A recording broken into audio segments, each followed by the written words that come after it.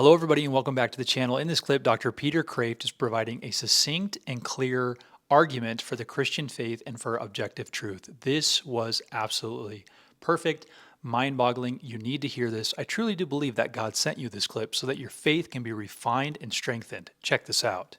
The vast majority of all human beings who have ever lived on this planet have believed in a God for two reasons: order in nature and conscience. They know that they didn't make the world, and the world is an amazing place. And they know that their moral obligations didn't come from their little games that they make up, but they're under those obligations. They may not know who God is. Their theologies may be all mixed up. But they know that they're living in an ordered creation and in an ordered moral universe. In other words, Genesis 1 and Exodus 20 are in everybody's Bible. What's in Genesis 1? The order of creation. What's in Exodus 20? The Ten Commandments. The Ten Commandments. Now, how does conscience work exactly? You say everybody has a conscience. Mm-hmm. And what is the simplest way to understand conscience? Conscience is the knowledge of good and evil. The knowledge, first of all, that good and evil exist. Secondly, the difference between them. Thirdly, which things are good and which things are evil. Everybody has a conscience. You can suppress that. You can try to have a conscience-ectomy.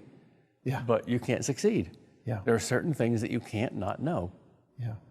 For example? That murder is bad. That for me to deliberately kill you, even though you don't deserve it, is a bad thing.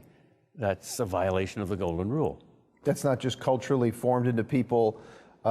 It's somehow present in every society in history has that.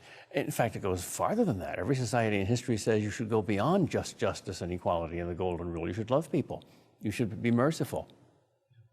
You find that not just in Christianity, you find that in almost every culture. In Romans 1, Paul goes from talking about that we consciously suppress the truth, so we're guilty. I mean, that this isn't just, like you say, invincible ignorance, this is real choice. And then he said that as a result, God gives you over to what you want, and you exchange the truth of God for a lie, and then you start to commit all kinds of sins that come as a consequence of idolatry, of refusing to acknowledge God. And you feel good about them, and you rationalize them, and then you become addicted to them, and it's much harder to be separated from them. Where do you see that happening in our culture today? Sex, which is obviously very attractive and very addictive. And in its proper and natural form, it's liberating and pure and an icon of God. And the holier a thing is, when it's twisted, the unholier a thing is. The black mass is probably the most horrible thing that you could see on the earth, because the mass is the most beautiful thing. Similarly, badly twisted sex can do an enormous amount of harm. It's very interesting in that passage, the first thing he refers to that happens when our senseless minds are darkened, is kind of the language I think he uses, is that men start having sexual desire for men and women start having sexual desire for women. Yeah. And it's seen as a consequence. Is there a direct relationship between the suppression of the truth of being and of God himself and our incapacity to grasp gender, our own nature? Yes, because the devil hates nature as well as God.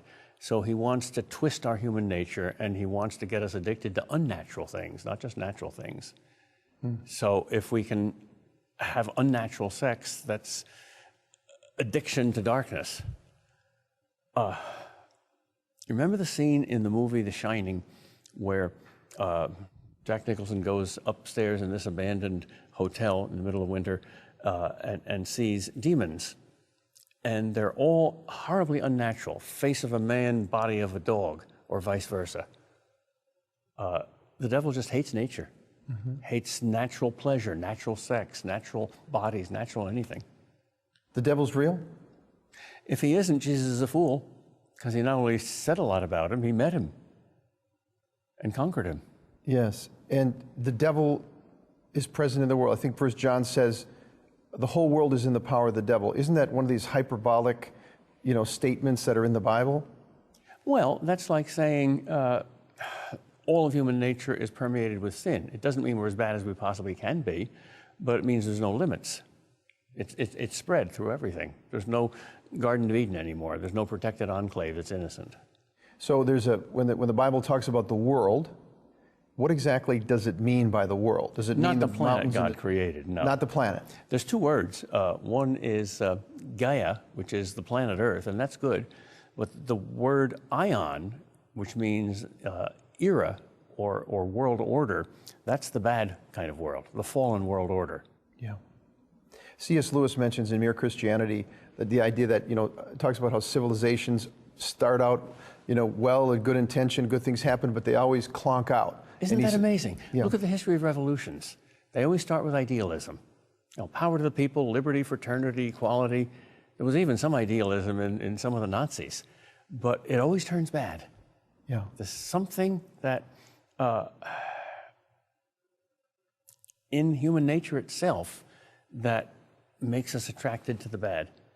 If we could do it on our own, if our ideals were capable of being realized, God wouldn't have had to send Jesus. You don't need a repair in a house that's in good condition. So did Jesus come to fix the world? He came to fix everything. He came to fix, most fundamentally, our relationship with God. Mm-hmm. Pope Benedict said at the beginning of his book on Jesus, he's talking to his Jewish friend, Rabbi Klausner, and the rabbi says, we Jews don't believe Jesus was the Messiah, however great a person he was, because he left the world the same way he found it. What did he give to the world that the world didn't have before? You still had Roman oppression and tyranny. You still had people suffering and dying and getting sick. And the Pope said, he gave the world God. That's what we need.